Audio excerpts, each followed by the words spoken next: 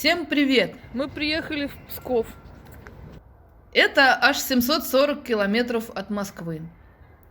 А зачем мы сюда приехали? Сейчас я все расскажу. В интернете я прочла удивительную легенду о Гремячей башне, в которой замурована красавица. Ну, знаете, как в сказке Пушкина о мертвой царевне, где красавица лежит в хрустальном гробу, а гроб качается на цепях. Вот и в Пскове есть что-то подобное. Поэтому мы решили приехать сюда и узнать все подробности. Надо сказать, что вместо обещанных навигатором 8 часов мы добирались все 10. Правда, с заездом в Пушкинские горы. Устали не по-детски. В Пскове мы поселились в гостиницу «Рижская». Номера маленькие, но уютные. Из плюсов: очень вкусное мороженое в ресторане. А из минусов, номера такие маленькие, аж до смешного. Сидя в туалете, можно открыть ногой дверь в номер. Вот так. Перед нашим отелем есть памятник княгине Ольге. Той самой, что правила Киевской Русью 15 лет. Оказывается, Ольга родилась в Пскове. После смерти мужа, князя Игоря Рюриковича, она не опустила руки, а мстила за его смерть. Известно 4 мести. Во время последней Ольга сожгла столицу Древлянской земли, современный украинский город Коростень. Она приказала привязать к лапам голубей и воробьев сухую траву, фитили и поджечь их, а затем отправила этих птиц в город. Наш путь к Гремячей башне пойдет по Рижскому проспекту через Ольгинский мост. Далее мимо Кремлевских башен, переходим Троицкий мост через речку Пскову, спускаемся на набережную и идем по парку строителей прямо до цели. Проснувшись утром, мы вышли из гостиницы. С погодой, можно сказать, нам повезло. Тепло, но немного пасмурно. Для съемки, конечно, не очень.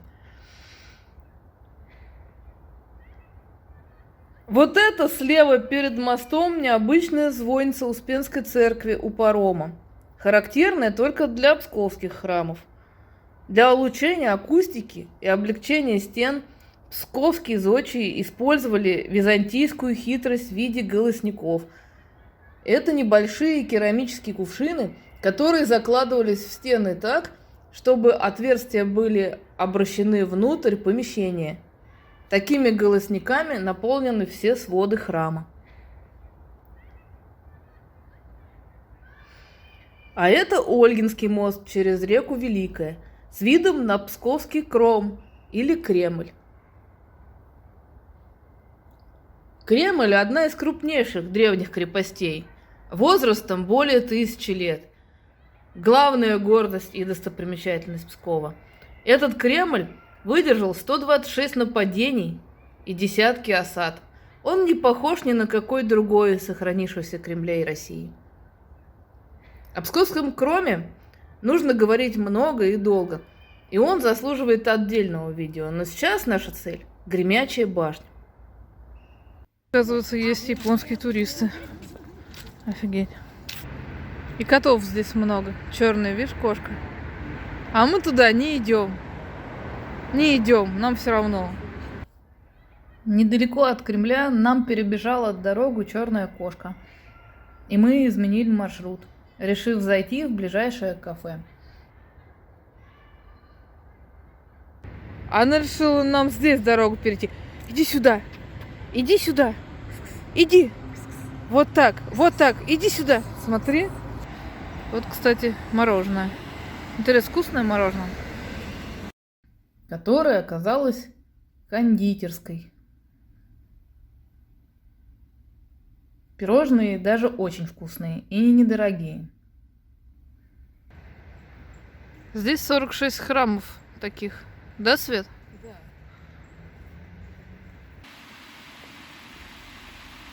А это парк строителей. А вон там вдалеке Гремячая башня. Идти до нее уже не так долго. Там вот речка Пскова, наверное. И на ней утки. Много уток.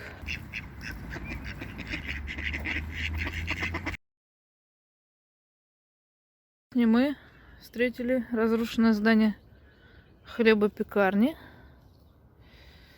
14 века. Весьма интересно. Тоже вот древнее разрушенное здание. Скорее всего, как нам сказали местные, это конюшни. Сейчас будем подниматься вот сюда. Правильно?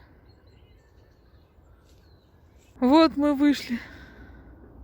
Церковь Козьмы и Дамиана.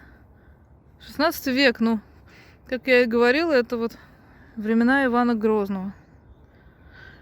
А рядышком с этой церковью находится Гремячая башня, куда мы топали 1,5 километра. Сейчас пойдем смотреть, что там. Вообще в Пскове очень хорошо, нам нравится.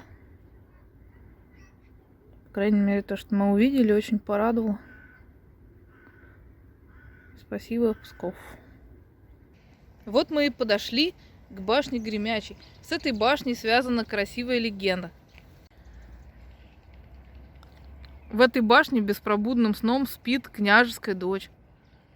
Якобы красавицу прокляла мать, после чего княжна и впала в бесконечную дрему.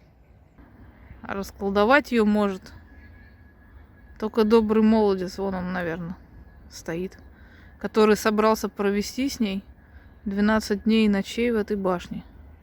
Это не он? Нет? Но он получит не только княжну в подарок, но еще и сундук с золотом. Вот такая легенда. Да. Видимо, княжна спит вот там внутри. Есть вот такой лаз, но мы сюда, боюсь, никак не пролезем. Идем смотреть, что тут еще. Я залезла, вот Светка не лезет. Говорит, я здесь постою. Вообще тут травмоопасная башня такая, честно говоря. Но я залезла. Пойду посмотрю. А где княжна-то? Тут все с потолка падает, честно говоря. Смотрите. В принципе, весьма травмоопасная. Но гляньте, что здесь. Вот так. Вот. В общем, 12 суток вот здесь надо провести. Если милицию не заберут. А где захоронение-то, Свет? А? Там написано, только здесь был Вася, по-моему. Слышишь?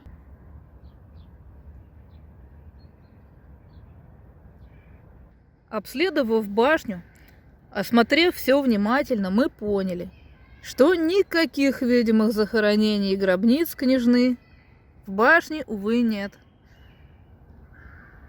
Наверное, захоронение можно найти в подземелье, но входа в него мы тоже не обнаружили.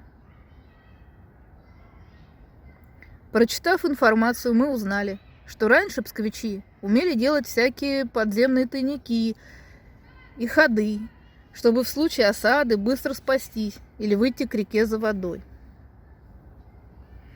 Вот, кстати, ручей Гремячий. В башнях было крайне мало открытых выходов. Если нужно было спасаться, воины проламывали каменный пол на глубину до 70 сантиметров. И через этот пролом попадали в подземелье. То есть, возможно, что княжна замурована в таком подземелье, а не в полу башни. Вот эта стена — часть окольного города, кстати. Но самым интересным из того, что мы узнали, оказалось то, что это вовсе не Гремячая башня. Та башня, где мы сегодня искали замурованную княжну, раньше называлась Космодемьянская, в честь рядом стоящего монастыря. А Гремячей в те времена именовалась другая башня, которая находилась над Гремячими воротами. Когда в XIX веке она разрушилась в связи с утратой крепостью оборонительных функций, ее название перешло на Космодемьянскую башню. Таким образом, княжна была замурована в той разрушенной на сегодняшний день башне. А соответственно, продолжать поиски замурованной княжны в этой башне не имеет никакого смысла.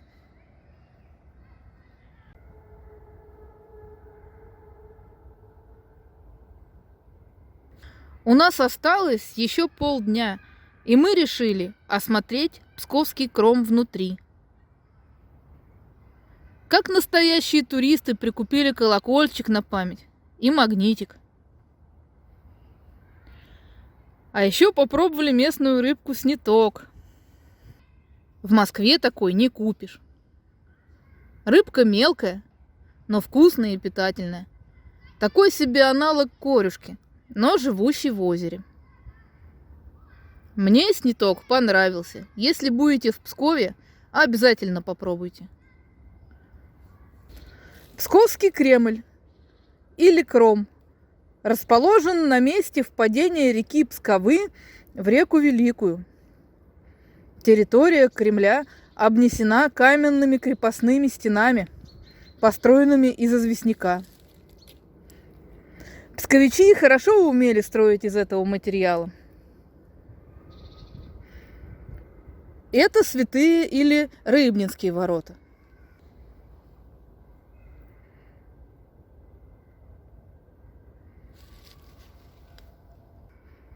Интересно, а сколько стоит билет? Давайте посмотрим. Вход на территорию Кремля оказался бесплатным. Это обстоятельство нас приятно удивило.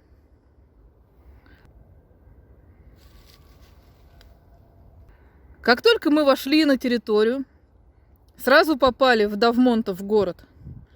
Это такая крепость, построенная князем Давмонтом Тимофеем, приглашенным в Псков из Литвы и правящим здесь 30 лет, с 1266 по 1299 год. Построен Давмонтов город не просто так. Он служил вторым кольцом оборонительных стен и защищал посадское население.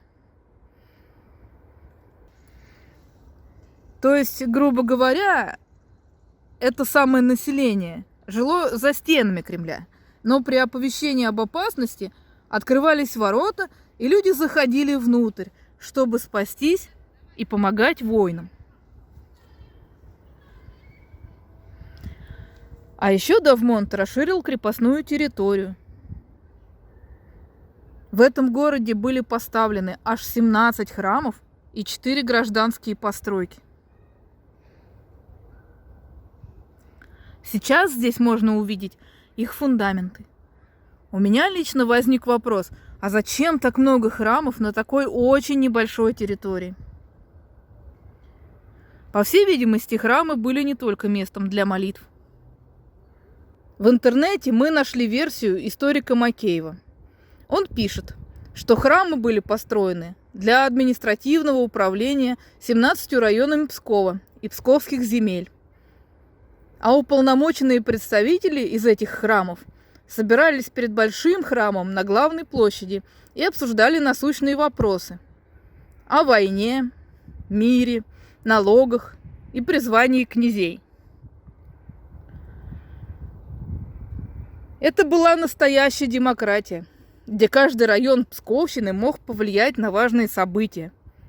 Как рассказала нам одна милая женщина-экскурсовод, после присоединения Пскова к московским землям демократия закончилась. Последний раз свечевой колокол псковичи слышали в 1510 году. В то время Москва вела политику централизации, объединения русского государства, и Псков будет одним из последних княжеств, присоединенных к Москве. Произойдет это правление великого князя Василия III. У псковичей будет выбор или воевать, или подчиниться. Но понимая, что войско Москвы было уже значительно сильнее Псковского, Псков предпоследним княжеством присоединялся. Естественно, московское войско пополнилось войсками уже присоединенных городов.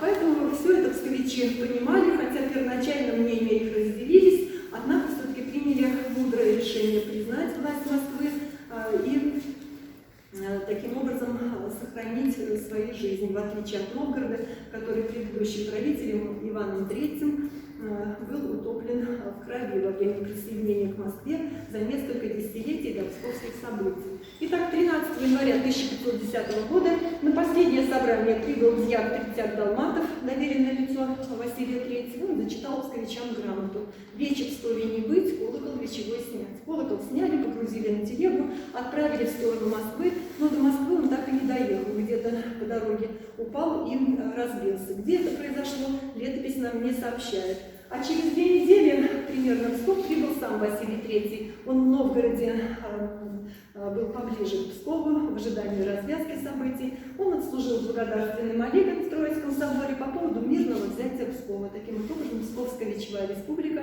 была упразднена, она прекратила свое существование. Закончилась демократия в городе Пскове.